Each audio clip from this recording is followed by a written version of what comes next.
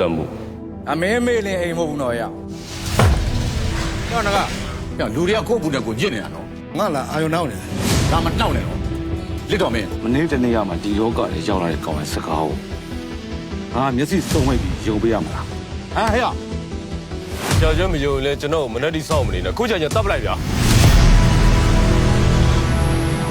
ဒီကောင်ကဂီးကိုဆိုင်လို့လာတာကွာရှင်းလား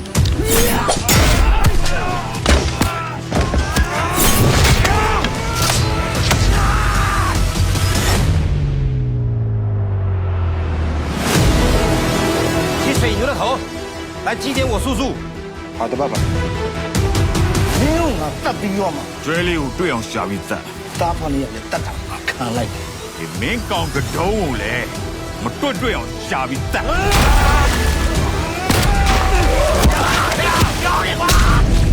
တော့ဘာလို့သိလဲဆရာကျွဲဖက်ကတခုနဲ့ပြောတာ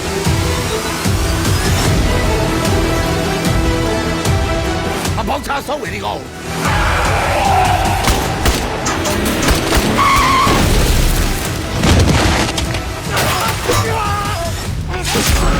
ဘလို့ဖောက်ထုတ်ပေးမှလဲကျမတို့ဘဝလုံခြုံမှုရဖို့အတွက်ဘသူတွေကအကာအကွယ်ပေးပါလဲအသွားကျင်တဲ့နေအောင်မေးရင်လိုက်ဖို့ဘူးရှူရတယ်ဖြစ်ကုန်ပဲမင်းရန်ကုန်ဆိုတော့ကမှတခုခုထူထားလားဒီလေးကမင်းတို့တွေ့ကျင်တဲ့ကောင်စောင့်နေတယ်ပြောပြအောင်ပြောလိုက်ဒီနေ့မင်းတို့အောင်ပွဲပဲမင်းတို့ငါတည်ခဲ့တော့မင်းတို့ဒီနေရာရှောင်ထွက်ဖို့စိတ်မကူးမိခဲ့တယ်လူမိုက်တယောက်ဖြစ်ချီချီမြချင်းငါတည်လိုက်